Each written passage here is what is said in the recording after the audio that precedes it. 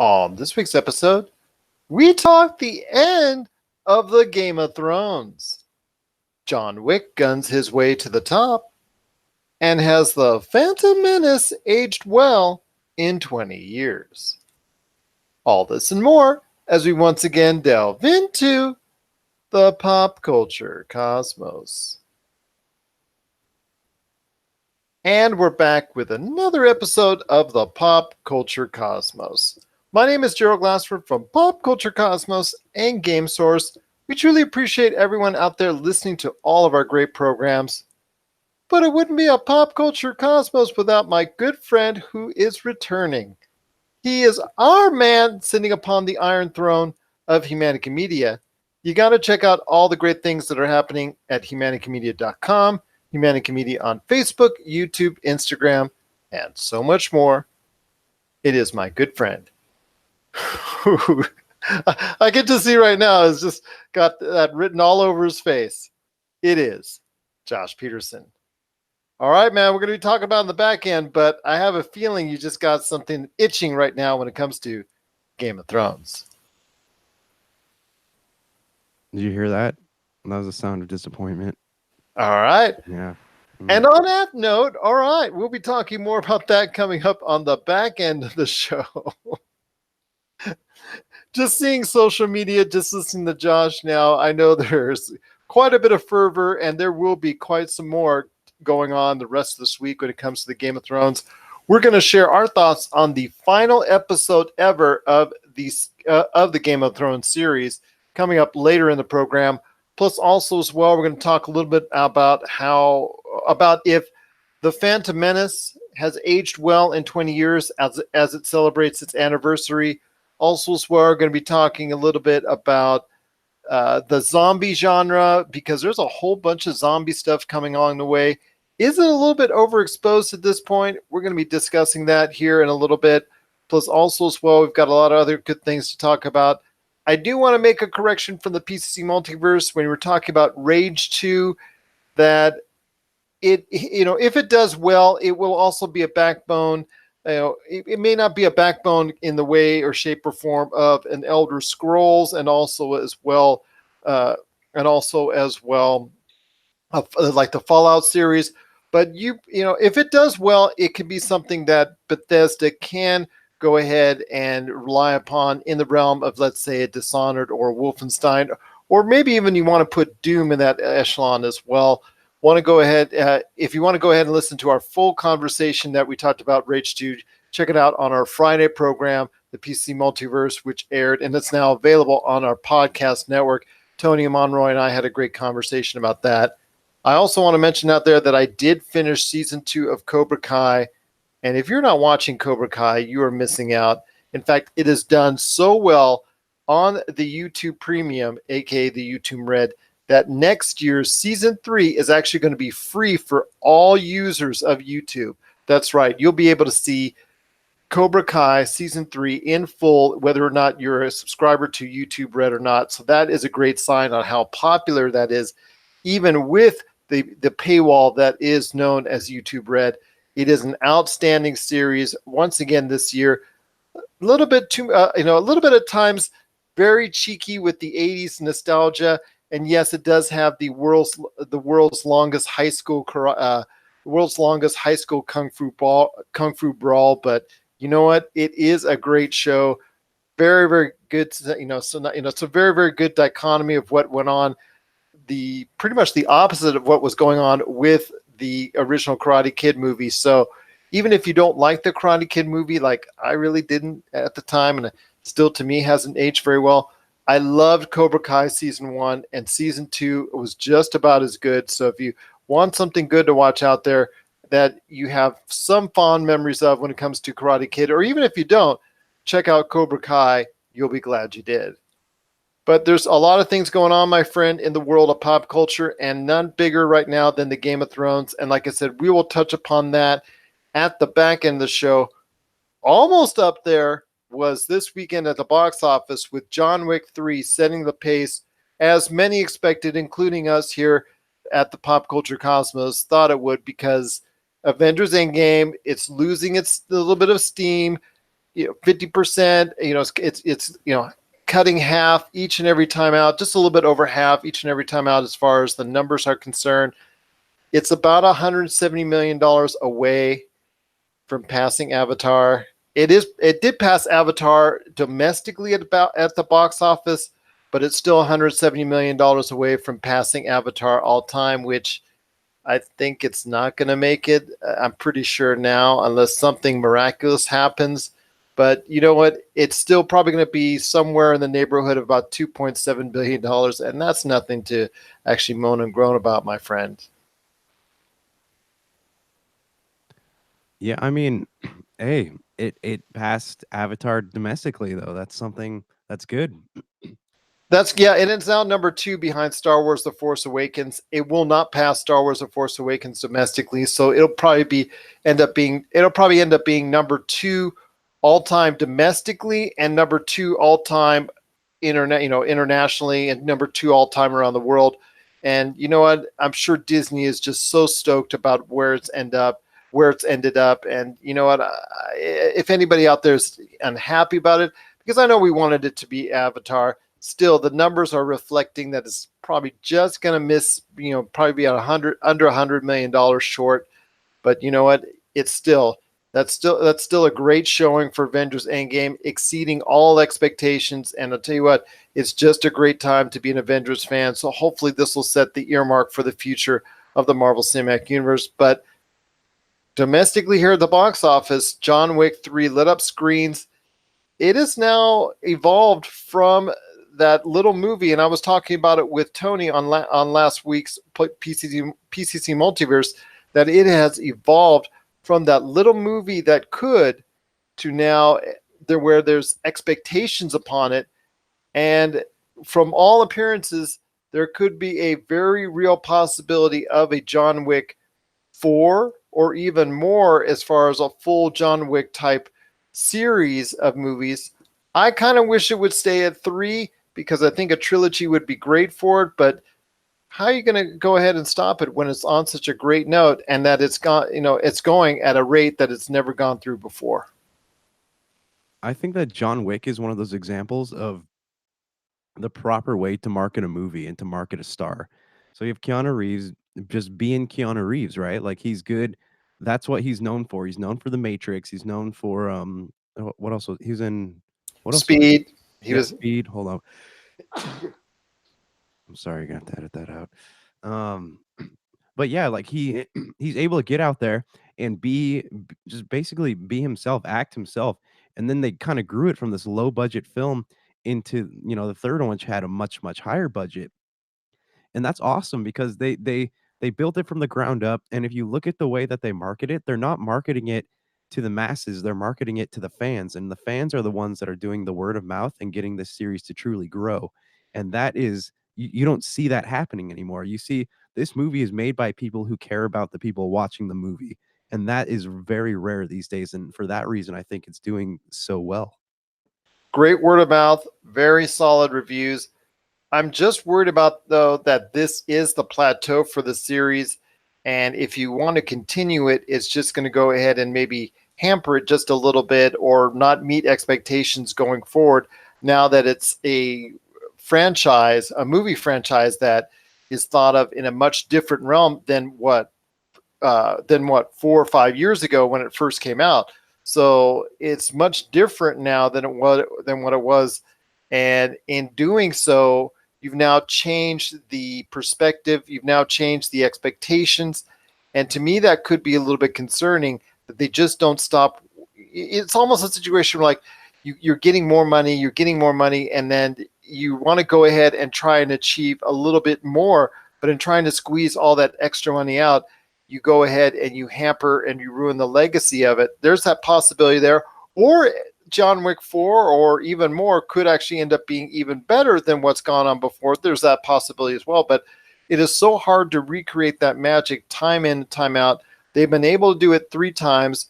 There's also a video game coming out as far as John Wick. John Wick was recently also in Fortnite. You're going to see John Wick all over the place here coming up. There's a possibility, I'm also concerned, of overexposure being out there. And you know what? I know this will also lead to probably some type of television series. That's just speculation on my part, but I'm sure something in the John Wick universe, they'll try to go ahead and beat that to death. Because you and I know, Josh, we've seen this before. Once they see a hot property like this, Hollywood just can't seem to just stop trying to see what they can do to, squeeze every little bit out of it. Well, I mean, okay, so you look at movies, that run along the lifeline of a single character, right? John Wick in this case. And anytime you have a story like that and you go past 3 movies, you run the risk of ruining the integrity of the character and of the movies, and you also run the risk of, that time old thing where you sell your soul and then you end up destroying something that you've worked so hard to build. So, I mean, video games, okay, let this be the Boondock Saints, so just let it stop. Let it stop, let people talk about it, and if you want to, 5 or 6 years from now, maybe reapproach it and see if there's an interest in it, then that's fine, but don't turn it into something that people are going to hate because you wanted to make money off of it. I mean, look at Taken. I'm going to give something similar in that realm. Taken with Liam Neeson. The first one had almost zero expectations, and it did so well. Taken 2 did even better than that, and then Taken 3 was just, it was awful, and it was just, unfortunately, it it didn't end too soon. I mean, it didn't end soon enough. It should have never had a Taken 3, because that was just not the way to go and close out the trilogy on that sense. And I don't know. It just, at this point, they should be very cautious and very wise about how they treat the John Wick property going forward, because there is a possibility of overexposure. Like I said, there was a John Wick special event in Fortnite. There was a John Wick video game coming to the Epic Store. I know that I saw the advertisement for that, and there could be possibilities of a John Wick 4 or John Wick 5 coming up at some point in time down the road, because it doesn't look like it's going to end from there. It seems to this point that it looks like Hollywood cannot have enough John Wick. The success story of the rise from a little movie that could and a little movie that did is now becoming a big movie that, well, we're going to have to see if it's going to continue that type of success down the road, or will fans and audiences get tired of John Wick's act real quick coming up in the near future. So we'll have to wait and see, but it did this weekend do very, very well at the box office. Over 50 million here domestically, beating Endgame handily over the course of, like I said, it is now been out. Endgame has been out 3 weeks now, so it is time for a new number one at the box office. Whether or not Avengers Endgame actually reaches an all-time high as far as passing Avatar, it's looking less and less likely, which is kind of a disappointment, but still, $2.7 billion, which is in the realm of the possibility, is not something to sneeze at. It's not something that should be any disappointment to anyone, as far as, at least not to Disney, that's for sure. So we'll have to wait and see what happens with the John Wick franchise going forward. I would advise trying to go ahead and oversaturate the John Wick, the products out there to the John Wick products out there to the mass audience, but you know what's going to happen, my friend, and they're just not going to get enough John Wick. It's just dependent on if the audiences have enough of John Wick first. Do you think that we might? I don't know. Do you think that that's a possibility? You think that this franchise is so big that they're going to try to explode it, I guess, to a bigger audience? You can just tell, my friend. I mean, like I've already, what's already gone on and what's already been read about and what's already been talked about, without even getting into any spoilers, that there is the possibility of a John Wick 4 coming up. And with the fact that it blew away all expectations financially, that if there's any chance at all, there's going to, they're going to go ahead and do a John Wick 4 now. Pretty much, I would probably say it's close to a done deal as possible. And with the interesting part of the John Wick universe is not just John Wick himself, but the universe and this world of assassins and this world, the underground, that is part of the Continental and the whole underlife of that type of realm, that type of world. So, and like I said, I'm just speculating here. But it's just, my experience tells me that someone's going to go ahead and at some point they see the money there that John Wick made and try to go ahead and say, hey, this is a hot property. Why don't we go and investigate further or delve in deeper into that side of, that underside of the world, similar to what Jon Favreau is doing now with The Mandalorian. And this is something that you could possibly see on some type of streaming service or some type of network that delves into a John Wick universe, may have one or two of the characters of the John Wick universe, like E. McShane or someone else of that nature that we are familiar with. Like, for instance, the video game has some voices, a couple of voices that we're familiar with from the movie that they're having in the video game, but not John Wick, not Keanu Reeves himself. They're going to have John Wick character in there, but they don't have Keanu Reeves himself. I don't see Keanu Reeves ever being part of something that extended, but you could see them delving into possibly a TV show that has a different main character or characters that delves into that aspect of the underworld. Because for us watching the John Wick movies, that has been one of the great parts of watching it, is the fact that the world building has been so dynamic in both John Wick 1, John Wick 2, and now John Wick 3.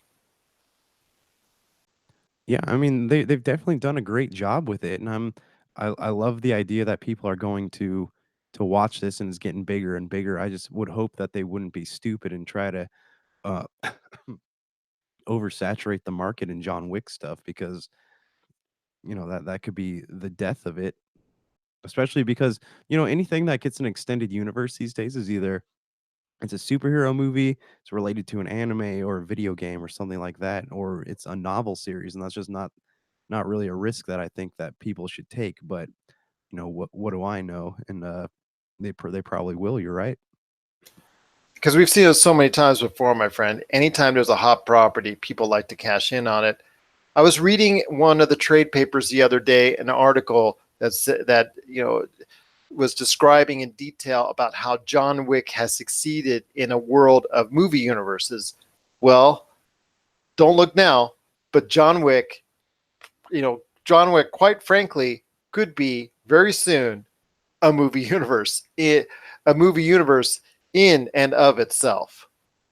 What are your thoughts out there on John Wick, on the John Wick universe, as we're going to call it from this point forward? Did you like John Wick 3? Have you liked the other movies so far? Do you want to see it expounded upon with more movies, possibly a television show, video games, all that type of deal? Are you excited about the John Wick character and the whole world and underworld and the whole underworld and universe that it provides already? Share us your thoughts, popculturecosmos@yahoo.com. Also as well, Pop Culture Cosmos, Humanic Media, and Game Source on Facebook, Twitter, and Instagram as well. Well, speaking of oversaturation, my friend, I wanted to ask you real quick. I saw this great article on the Hollywood Reporter, I believe it was. No, yeah, on the Hollywood Reporter, about zombie movies at Cannes. They just took over Cannes with so many different zombie movies that were out there. It started off with The Dead Don't Die. That movie kicked off the Cannes Film Festival. That one's with Adam Driver and Bill Murray. Then you've got Atlantics, Blood Quantum. You've also have obviously coming up Zombieland 2 and more stuff that are coming out within the realm. Plus you've also got Fear the Walking Dead. The Walking Dead that's already come out. That season's over, but another season's, I'm sure, on the way. You've got iZombie. Like I said, Fear the Walking Dead. You've got all this stuff coming out within the zombie genre realm.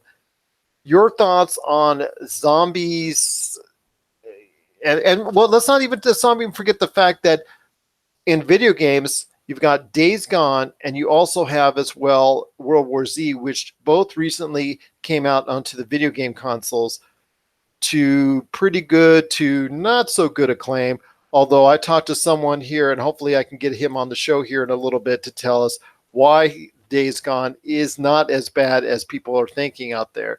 So your thoughts on all this zombie stuff that's out there and all the zombie stuff that's coming up. Is it too much? Is it not enough, or is it just still a genre that's going to fascinate people for a long time to come? I don't really think it fascinates people though. I feel like they get it kind of shoved down their throats and they just got to kind of deal with it, you know? It's one of those things where like, "Oh, so and so is watching this show since well, I guess all my friends are doing it, so maybe I'll watch The Walking Dead and be bored for 9 seasons." Don't tell that to Daphne. No, I mean, I okay, on TV, I think it needs to go away for a while because it's run its course. You know, Walking Dead, even on in the movies, you know, World War Z, that's probably one of the big reasons that didn't get made either. World War Z Well, I 2. was reading that report too, and it also there's speculation because the zombie genre and zombie films cannot get a date in China due to their customs. That zombies Mm, and ghosts cannot actually be in films that show in their country. That me yeah, I Meanwhile, mean Mulan. yeah, exactly, yeah, what, yeah. But well, because you got to figure World War Z was going to cost a ton of cash. It's not your average low budget zombie movie. It's something that would have cost a lot of money to go ahead and produce. And if already what almost half your marketplace is not going to be able to see the film, it's going to be tough to greenlight it. So that could be a very great possibility, according to what I was reading in the Hollywood Reporter in regards to it. So I give them all the props for digging that up, and that speculation could be very sound and reasoning there. So but these other smaller films like the Zombieland 2s, The Dead Don't Die, which you make on a much smaller scale, much smaller budget. I mean, is there any room for them for audiences to really appreciate it? But I mean, is there still a fascination that could be had with the zombie movie? I think that it has its audiences. It always has. You know, you go back and you look at those like indie films, right? You have Fido, the one about the people who keep the zombie as the pet. You have uh what's the one about the zombie sheep, right? Where the guy gets bit by the sheep and he starts turning into one of the zombie sheep.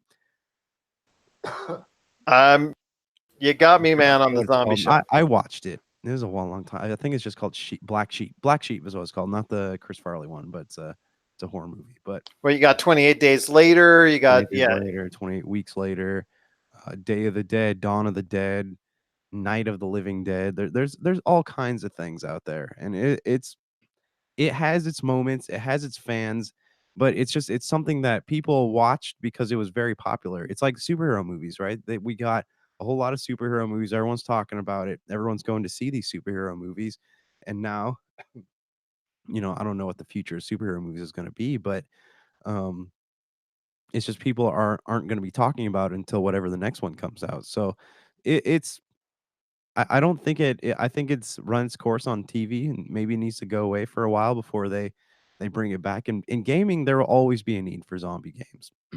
People love that. People love to just having something to shoot. Left for Dead, Dead Rising. It's all it has. They all have their fan bases, and I guess like, what are you trying to do with it? Are you trying to tell a story? Are you trying to appeal to a certain audience? If it's you know you have a lot of games and movies and stuff out there that are just zombies for the sake of zombies, you know, and they're milking the B grade horror movie video game type thing. And I guess it really depends on what you do with it. But like in the mainstream, I think that it's time that they went away for a while. But that's the thing. I don't think it's going away for a while. It's just getting even hot and it's just becoming even more populated because we haven't even talked about The Last of Us 2 coming out later this year. We haven't even talked about, like I said, a lot of the movies that are coming up with the zombie genre that are really in there. How did they perform at Cannes? I mean, if you were somebody that was watching or reviewing all the films at Cannes and you saw every other film as a zombie flick, you'd be burned out. You'd be Well, burned out, right. really. Just This what? is this is like with the directors though. This is what they're doing. It's like when you go fishing in a lake that you know has no fish in it, but you just keep hoping that some will spontaneously be created there overnight. So they're really I don't want to use that old metaphor of milking a dry cow, but that's kind of what it feels like they're doing right now. It does feel like that's what they're doing, and which is a shame because the best times to appreciate the zombie genre is when it gets spaced out. Like earlier this century, the begin, around the turn of the century, where it wasn't so prevalent, It was every now and then you would see a zombie movie come out and say, hey, you know what? That's kind of a novelty. Maybe let's go check it out. Or when the original Walking Dead series came out, and you're like, okay, this is kind of cool. Let's go ahead and watch this. It's novel for television. Let's check it out. But then so many others tried to follow suit, and it's just gotten to the point where it's become oversaturated now on television, oversaturated on film, which is a disappointment because the original Zombieland, let's take that for instance. When the original Zombieland came out, it wasn't as populated now with zombie films as it was then. So you could actually appreciate it for what it was and enjoy its humor and enjoy its brand of enjoy its brand of humor, enjoy its style, enjoy it for what it was. Now Zombieland 2 is coming out, and I think on our movie preview we did for the entire year, we pretty much glossed over Zombieland 2 because we thought it was in a place where it was just going to be sent to die as far as the movie is concerned, and there was really no hope of it succeeding. And I don't still think that way to an extent that it just will not perform anywhere near the first one. First off, it's a couple years, 2, 3, 4 years too late as far as it's concerned. They should have done it maybe 2, 3 years, just 2 or 3 years after the movie, after the original movie. That's when it should have come out. That's when there was still a great interest in it. Now, so many years later, I don't think there's any interest or little to no interest in it, and it ultimately becomes just another zombie movie in a sea of zombie movies that are out there. I know we mentioned one. What was that one with the World War II that came out last year with produced by J.J. Abrams? Oh, Overlord. That was not a great movie.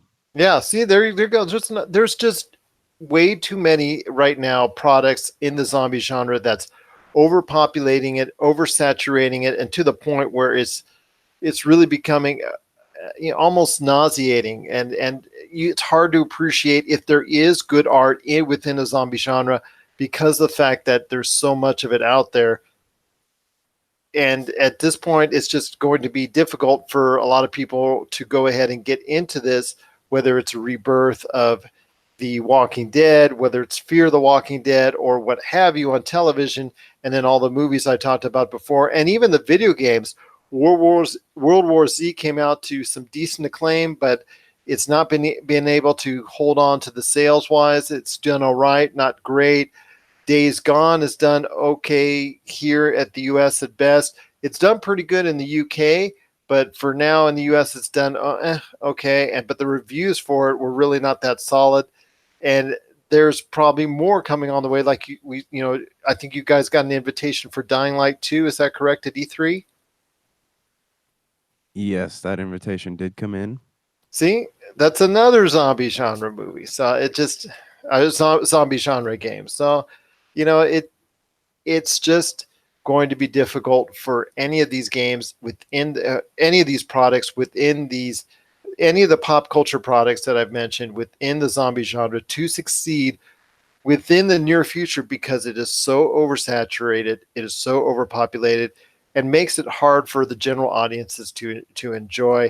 And I think that that could have been also part of the reason why World War Z2 is never going to be made, because the fact that A, half your audience can't see it, and B, the other half may just be tired of zombies in general. Yeah, I mean, again, like it has its niche audience, but even before that, like the people who are into zombie movies, I don't even know if they would be now, just because like we are discussing, it's been beaten to death so much over the years. So I would be interested to Beaten to see. death like a zombie. Oh, zing! But no, I'd be interested to see, like, if you were to remove it from the mainstream, and then would there be an audience for it then? Like, what would people go back to it? Because I feel like we have this thing in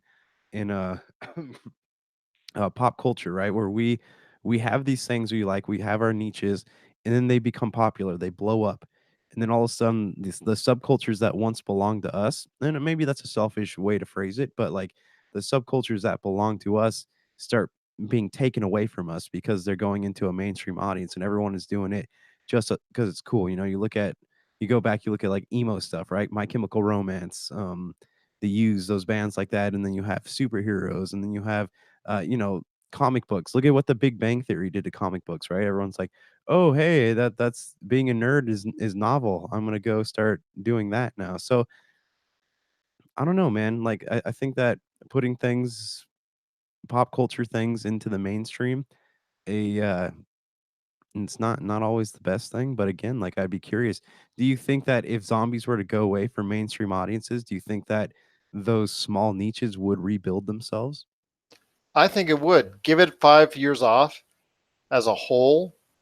I think you would be able to see a refresh or a renewed enthusiasm towards the zombie genre because we would be like, hey, I remember when I used to like zombie movies. Maybe I'll watch it again, or maybe I'll play it again, or maybe I'll experience it again in some form or fashion. It's just like you said, it's just like everything that's it's all cyclical. It is very cyclical in nature. The way we as a society deals and enjoys things.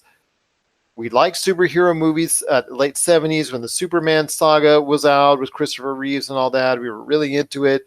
Then it just died a little bit. And then the Batman series of Tim Burton's Batman came around in the late 80s and early 90s.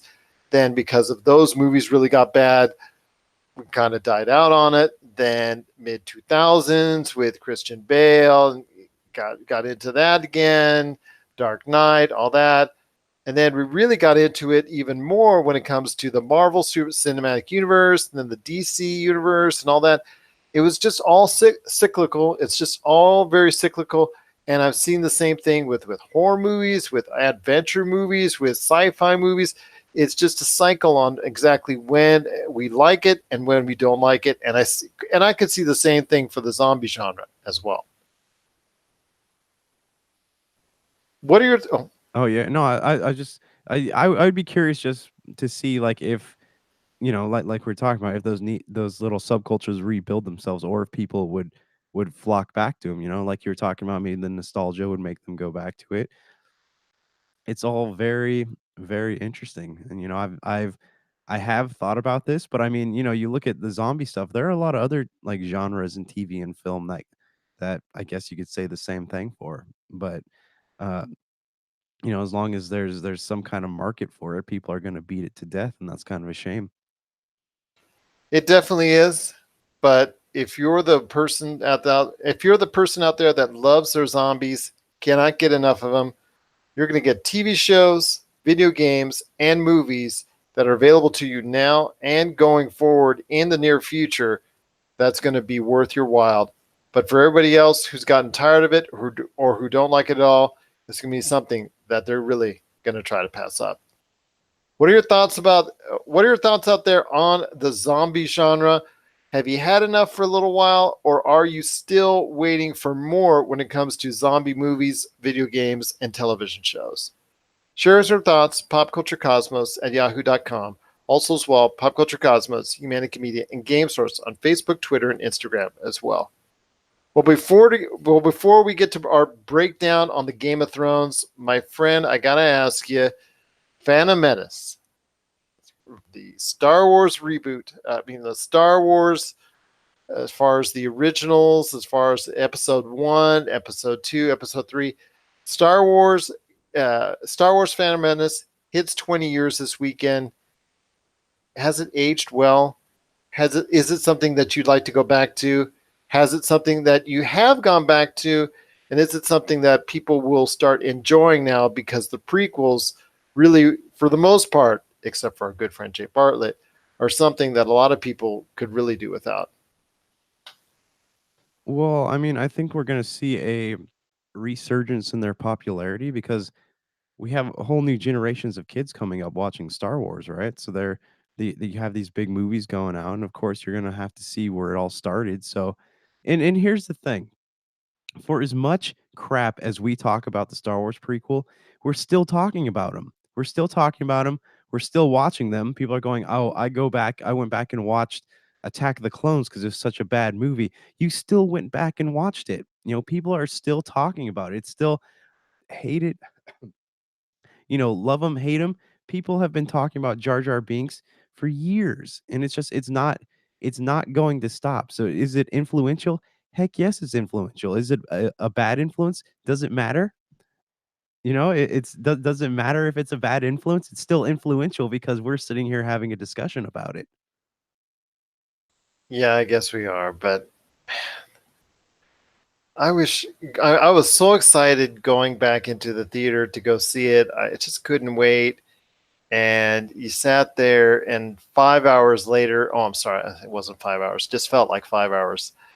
It was just such a letdown, and just to see that George Lucas had lost his magic touch. And I don't know. I mean, a lot of people still have a great, I guess, indifference or resistance toward the prequels.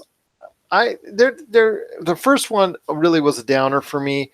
The second and third, even though for a lot of people they're really they really get worse. For me, I can live with them. I guess for me it's better than the first one, which I thought moved at a snail like pace. I just at this point I could do without all three of them. But you know what? If they're on the TV, part of a Star Wars marathon, probably going to be back. I'm probably going to be on the TV somewhere in my house. Right. And you know, like, okay, so I brought this up in the topic apocalypse where we discussed things in the narrative we change. If they went back, or not even went back, but I mean, it's just the story thread between Anakin and Padme. You know, we know where Anakin's going. That's clear as day. But just the way that they got there, and I think that if they made that a little less, you know, like a high school drama, people would have been more okay with it. I think recasting Anakin or making him at least a lot more um, Hayden appealing Christensen, appealing to audiences might have yeah. helped. Hayden Christensen's not a bad actor. I think he was just handed a crap script. Like, cause I've seen him act in other things and he's good. You know, I've seen you watch him in a movie like Jumper or Little Italy. Like he holds his own.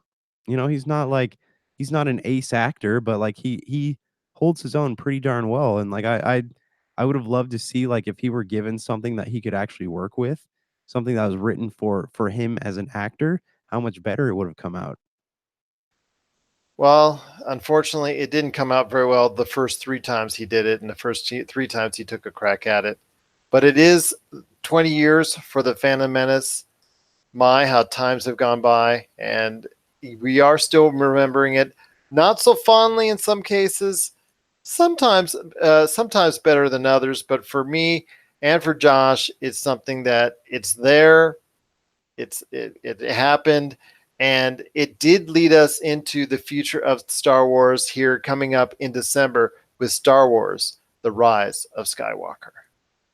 What are your thoughts out there on what are your thoughts out there on the Phantom Menace? What are your thoughts out there on Star Wars: The Phantom Menace? What are your thoughts out there on Star Wars: The Phantom Menace as it hits the age of 20? Share us your thoughts, popculturecosmos at yahoo.com. Also, as well, Pop Culture Cosmos, Humanica Media, and Game Source on Facebook, Twitter, and Instagram as well. Well, when we come back, we are going to do it. We're going to dive into the final episode of the Game of Thrones. And if you want to hear Josh angry, you're going to hear Josh angry coming up in a sec. This is the Pop Culture Cosmos. And we're back with the Pop Culture Cosmos. If you need a listing of where we're at, because we're being played all around the world, 7 days a week, check out our listings today for all of our great radio stations on our Pop Culture Cosmos Facebook page, or you can check out many of our podcast options as well, because we're on over 30 different podcast outlets. My friend, I know you got a great thing going on with your great experience known as Humanica Media. So share the goods, my friend. What is going on at Humanica Media? We just put out a new topic apocalypse. Yeah, actually, no, that was last week. There's going to be a new one up tomorrow. We're talking about Borderlands and hear our thoughts on Borderlands 3, and we're actually playing Borderlands. So there will be a YouTube video to accompany it, so you can check it out then. Also, the kid that played Anakin Skywalker, like he did not, Jake Lloyd. yeah, he just did not grow up to be he's not cute little Anakin. He's kind of No, didn't he get to unfortunate be jail? looking. Oh, go ahead. He's kind of unfortunate looking. Didn't he get to be jailbird Anakin? Yeah, I mean that's probably why. But yeah, this is his mugshot sitting right here. Interesting. Very He's interesting. worth $5 million though, so I guess that's something. That's something. That's something. All emanating from the Phantom Menace. Okay, sorry, that was a rabbit hole to go down. Yes, and a deep rabbit hole indeed. But it was well. Well, speaking of rabbit holes, we are going to go down and delve into a big time rabbit hole when it concerns the final episode of the Game of Thrones. If you didn't watch it, there are going to be some spoilers coming up. We're going to go heavy into it as best we can and try and detail it throughout the end of the show here. So, my friend, it is the Game of Thrones. It ended on I'm going to say right now, for me, an anticlimactic note. It just was kind of disappointing. But I'm not a super huge fan of the show. I've seen quite a few episodes now, quite a few seasons when it comes down to it. I haven't seen every episode, but I've pieced enough together to go ahead and disseminate everything that was going on. And unfortunately, I didn't get the kind of conclusion that I was hoping for. But to recap, to let you know, yes, you got to see the final destruction of what happened to King's Landing. Yes, the confirmation of the deaths of Jaime and Cersei were identified by their brother Tyrion, and Tyrion was jailed for high treason by Daenerys, who became the queen. She became as far as the big lady on campus, as far as just overseeing the Dothraki, the Unsullied, and she, everybody was just applauding her, but Tyrion just could not deal with what happened with the destruction of King's Landing, and he was jailed for it. And Jon Snow, just you could see the guilt going through him, ended up using the blade and using the needle, and giving Daenerys the killing right there. So Jon Snow killed Daenerys. Jon Snow killed Daenerys, and that led into a meeting of the High Council where Tyrion was brought back while being still handcuffed. And even though he wasn't supposed to talk, because Grey Worm said he wasn't supposed to talk, he ended up talking throughout most of the scene.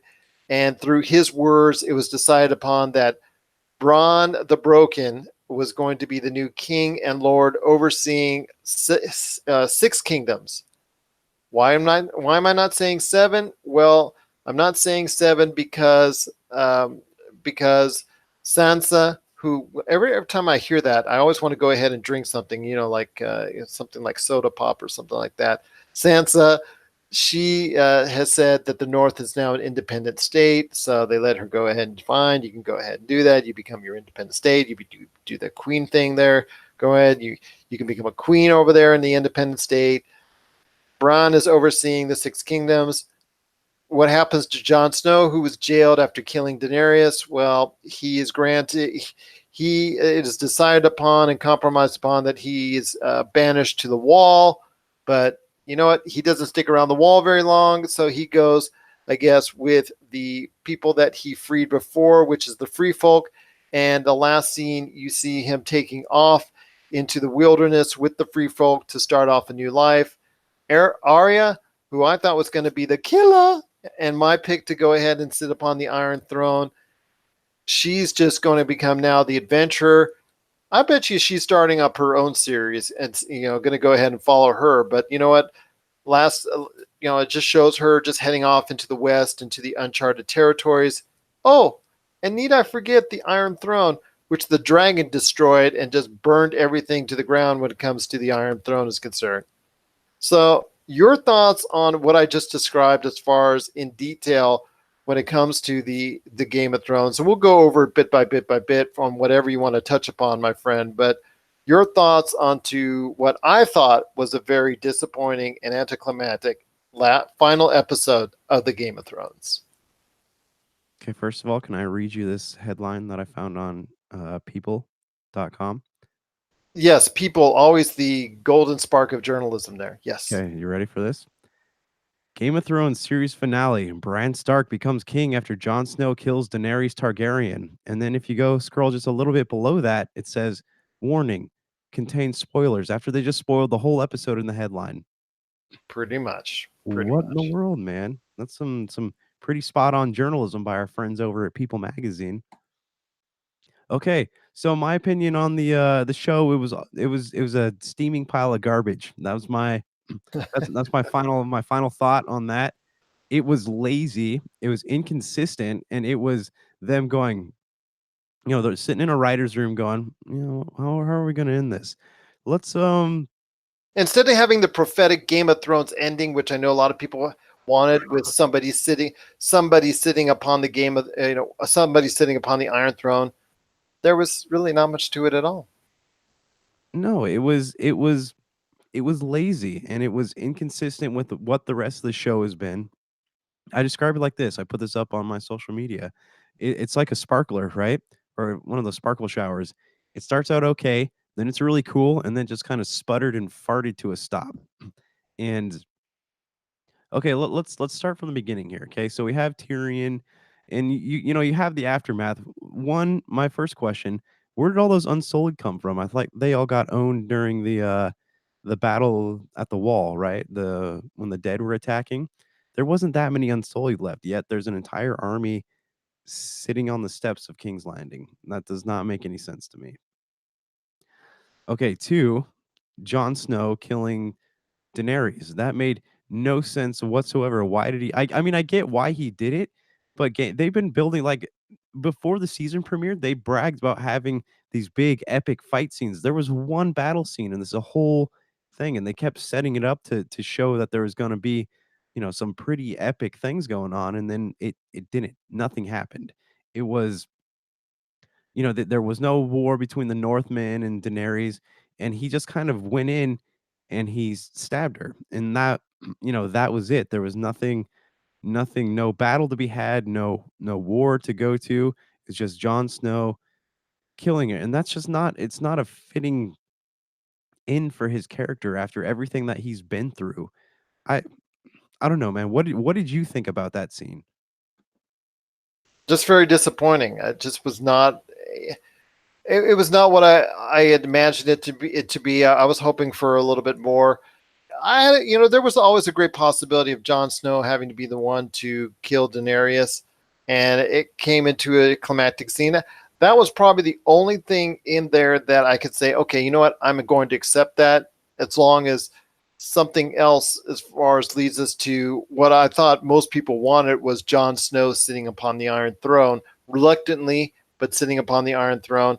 I was rooting for Arya. I know there's a lot of other people that wanted other individuals as well, but unfortunately, it led to that act of quote unquote heroism in trying to go ahead and save the future of the Seven Kingdoms turn out to be something that was, I guess, I don't know, just kind of a downer. It just really, especially as the fact I'm compounding on top of it, the dragon going ahead and just breathing fire and melting the Iron Throne.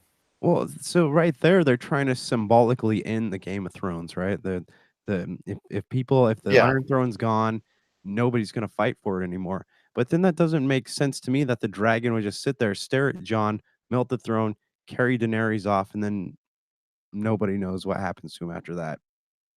That all feels far, far, far too convenient to to even really be a thing. And then on that note, how did they know Daenerys was dead? She was gone unless Jon Snow fessed up to it, but the dragon took her, flew her off. There was no body. What was that trial like? It, like there was a lot left out that should not have been left out. I think there was things that they should have. I mean, they should have ended it on a better note. As far as once, I mean, I'm going to say this: they should have ended it on a more Game of Thrones like note when it comes to somebody sitting upon the Iron Throne. That's how it should have ended. I think a lot of people, whether they liked or disliked who would ultimately sit upon the Iron Throne, would have been satisfied on anybody sitting upon the Iron Throne. Yeah, but I mean, there was nothing. There's no battle for the Iron Throne at all. You had the last episode where Daenerys burns everybody and crushes everyone. The Lannisters die. By the way, that was actually a good scene in this episode where it shows Tyrion finding Jamie and Cersei. Very, very emotionally impactful part of this episode. But there was no they kept painting this thing. They're gonna have this battle for the Iron Throne. Didn't happen. Daenerys burned her way into the Red Sept, and then Cersei and Jamie die. And then again, the Jon Snow, instead of rallying the troops and fighting the Unsullied, they he stabs Daenerys. There's no battle at all. There's no war at all, except for the war in the north, and that frustrates me because they kept building up all these epic set pieces and nothing ever happens.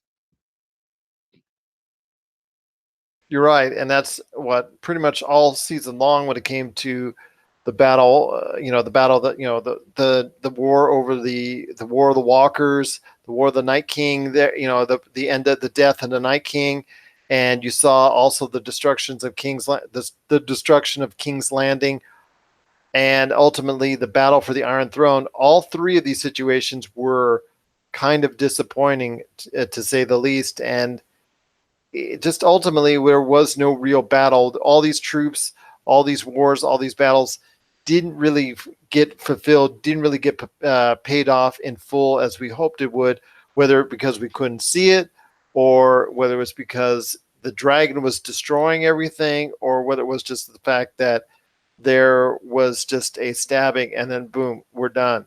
So yeah, I don't know. It just was kind of disappointing and whole as far as following it, especially in the last season because they made the problem is season 7 was so good. Season 8 was just never going to live up to that type of hype because especially the ending of season 7 made the suspense, built it up, really set it into motion, and unfortunately, it just could not get the payoff for this season that we wanted it to be. Okay, and what about with Bran, right? That's completely inconsistent with the way that they wrote his character to make him want to be king, right? He didn't care about any of that stuff.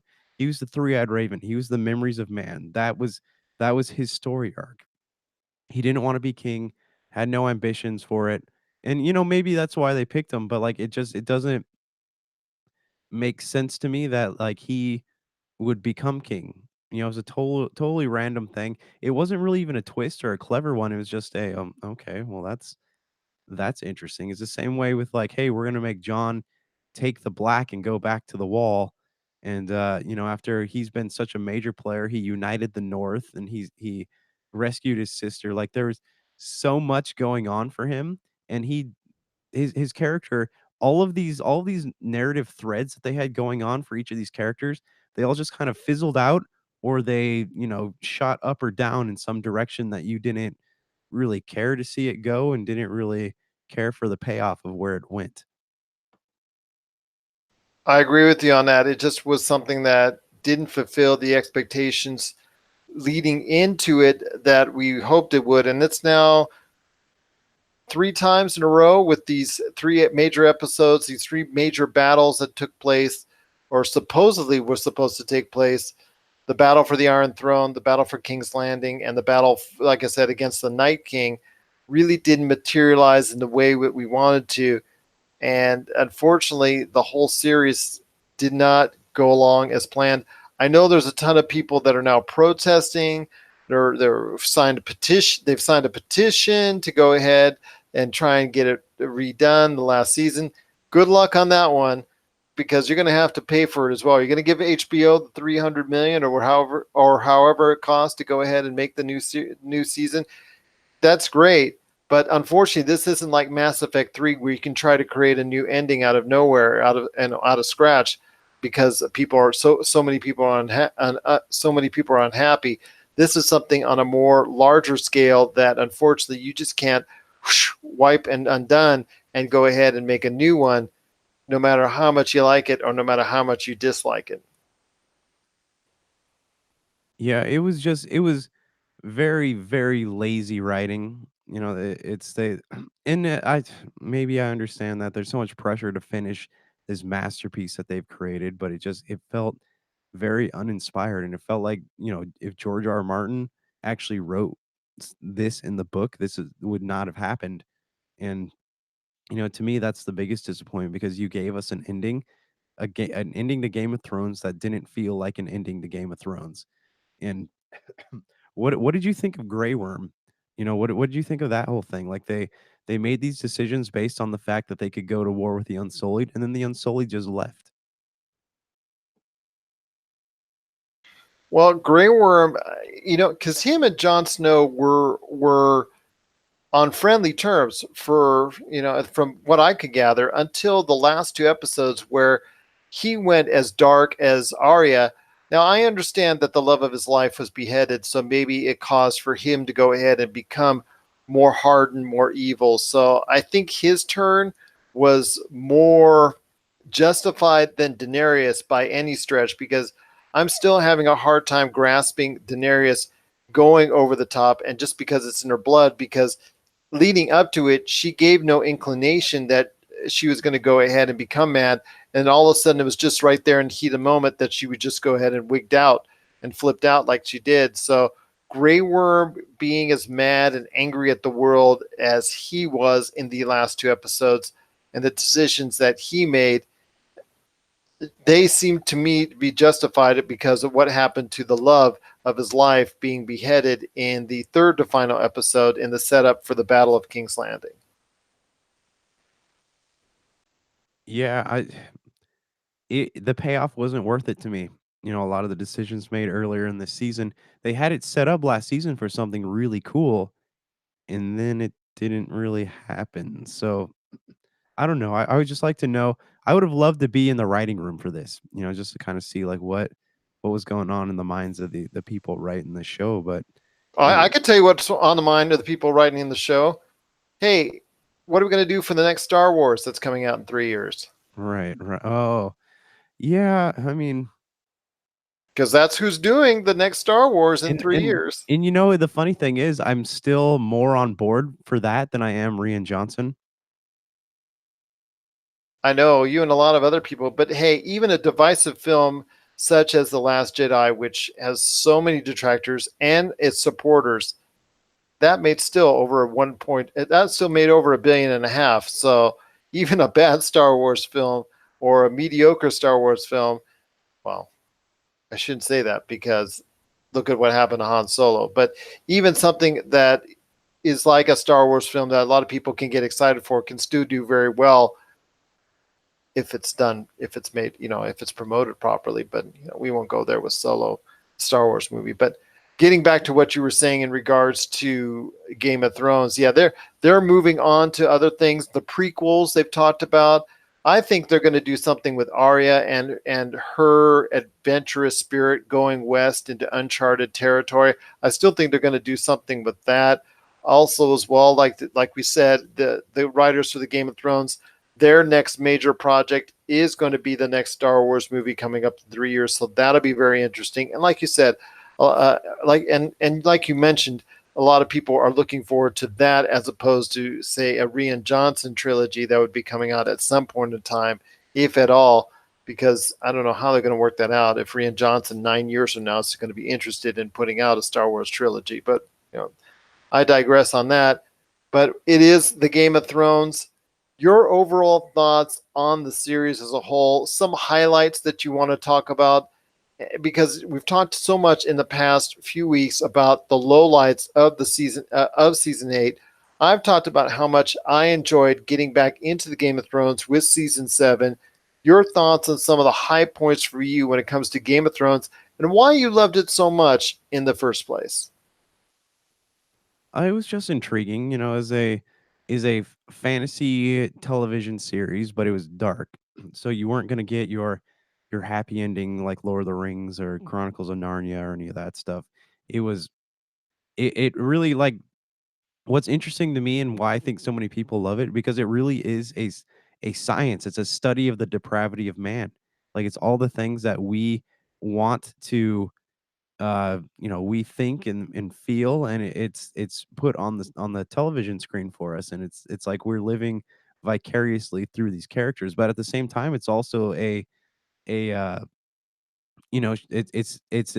symbolizes our society. The Iron Throne, we're all fighting for power, we're all fighting for relevance, we're all fighting for something, and that's one of the things that makes the show so interesting to me. I don't really care so much about the characters as much as I care about what some of the things that the show is talking about. And I'd hope that it encourages some kind of conversation outside of the show, but it's very endearing because it's so relatable to a lot of the things that we think and we feel and we do, and it's very interesting. But what do you think about it? Well, like I said, I laid off it for quite a spell. I watched it in the beginning, picked it up a little bit in the middle, watched enough episodes once I got back into it in season 7 because I found a renewed interest into it in season 7, and that led me into the hopes I had for season 8. It's something that when it's good, it's what people are talking about, and it's what captured the imagination of millions. And I could get into that, and I could understand why, because of the politics involved, of the of the cutthroat nature of the actual show itself, of all the backstabbing, of all the intrigue, and things of that nature that it offered. And people were talking about, oh, just how devilish Cersei was, and oh, how evil she was. Oh, how I wanted to see her character get her demise, and hear that. I heard that from you. I've heard that from other people. I want people are talking about how good Tyrion was over the course of the entire series itself. How much they realized, how much they respected what went on as far as the Stark saga is concerned. Jon Snow is such a beloved character coming back from the dead, and how his return sparked a new life into the series that people could not stop talking about. That's what I'm going to remember most fondly about the Game of Thrones, as it is one of the most, whether or not you liked it or whether or not you didn't like it, it is one of the most influential television shows in history. I mean, if you want to go ahead and battle me on that, go ahead, because you're going to be battling all day, because it is, whether you like it or didn't like it. And like I said, I'm not exactly the biggest fan of it, but I respect it and understand what my friends were talking about all these years that were really into it from beginning to end, and could understand why, especially at its high points creatively, understand why it has captured their imagination from week to week to week.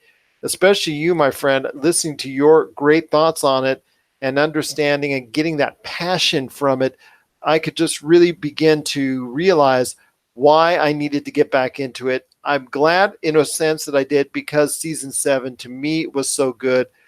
Unfortunately, season 8 was just something that a lot of the hype and a lot of the interest and intrigue, it just couldn't match up to, because of the writing, unfortunately, that was so good in previous seasons, ultimately let it down. And this is something we've talked about earlier in the show with John Wick that could possibly happen.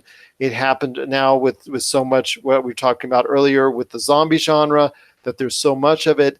And I'm glad that the Game of Thrones has ended, because I think this time has come, and I think it finished on a story arc where it needed to go, as far as, okay, we only wanted it to go this long. Now, mind you, I don't like where it ultimately ended up creatively, but that's nitpicking, because there's so many good points in the series to talk about when it comes to the Game of Thrones. Right, but I mean, I feel like none of that really matters unless the ending is worth is worth it. If yeah, it's about the journey mostly, but like you follow these characters and you want to have an ending that will make you want to go back and watch the show over and over again. And I don't think they delivered on that. No, they didn't deliver it on that, and most people will agree with you, including, like I said, myself as well. I don't plan on revisiting it, but I just, overall, the experience that I had with it on the seasons and these episodes that I did watch were mostly of a positive nature. Even like I said, if it didn't end for me and for a lot of other people on the greatest of notes, that still shouldn't detract so much from your overall previous seasons prior, that you don't have any fond memories at all, just because of how it ended up. What if it had been a point where the bad season or the bad series of episodes happened in season 4 or 5? Nobody would have remembered it, because the series would have ended up in such a better fashion. It just so happened that some of its worst episodes were near the end. Yeah, but I mean, like, if the bad episodes were in season 4 or 5, like it still would have been okay. Well, maybe this is going somewhere, but the bad episodes now, you're like, maybe this is going somewhere, but it's not because you know that it's ending. So it's I don't know, man. Like I just wish that they I don't know that they I wish they weren't making the writing. If you notice, the writing has gone from the George R. R. Martin style stuff to really really great epic writing, and now it feels like it was kind of this is the TV writing that we've been hoping Game of Thrones would never endure, and now it's there.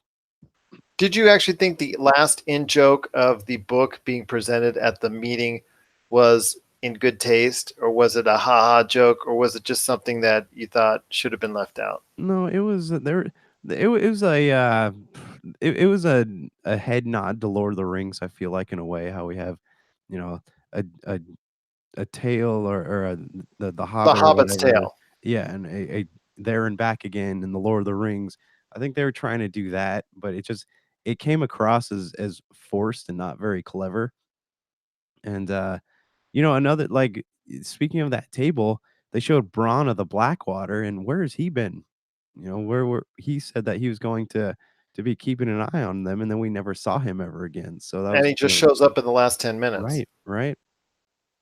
and makes some jokes that are not really that funny, Yeah. and just trying to be comic relief. And I don't know. It just, okay, hey, you're there. All right. Yeah, we forgot about you. Oh, Yeah. there you go. Yeah, I didn't like it, and because and it left a bad taste in my mouth, so I'm probably not gonna be watching Game of Thrones again for a very, very long time, if at all. But I'm curious to I wanna wake up tomorrow and I wanna kinda read more fan reactions to it, but what I'm seeing right now does not look promising. As your dog sits in the background and actually is replaying the events of what happened to Daenerys in the actual episode itself, I will say this, that it's a series that, yes, maybe the last few episodes weren't to the taste of a lot of people out there, but don't let that deter you from the overall story arc that is the Game of Thrones.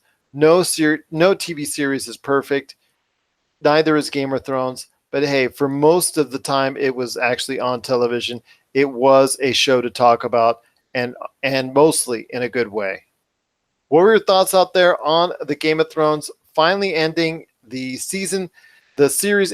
What were your thoughts on the Game of Thrones finally ending its run?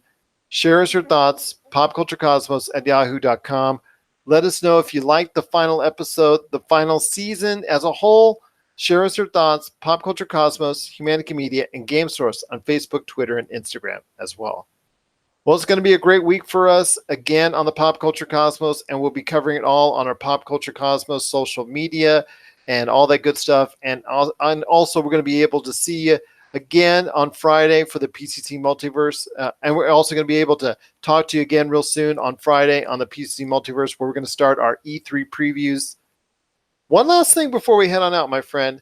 I was thinking about this when it comes to Avengers Endgame. Two things. One thing I want to ask you: when it comes to that final scene, spoilers again with Tony Stark's funeral. Why wasn't General Thunderbolt Ross trying to arrest Hulk?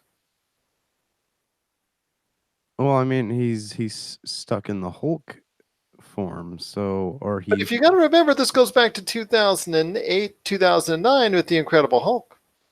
Well, Thunderbolt Ross is kind of a dick, so, I mean, I don't feel any sympathy about him not getting, like, his full closure there, but, again, like, They were just standing there, like 20 feet away from each other, not even acknowledging each other. So I don't know. I don't where's get that. Betsy? Where's Betsy at?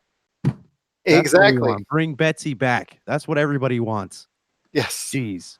Bring Betsy back. As you just woke up your dog. Yes. Bring Betsy back. Bring Betsy back. He's come back to sleep. Go back to sleep. I think that's that. I think it speaks for all of us when we just watched the last episode of the Game of Thrones. So for Josh Peterson, this is Gerald Glassford. It's a beautiful day in paradise right here in the Pop Culture Cosmos. We thank you for listening. And here's hoping you have yourself Agree.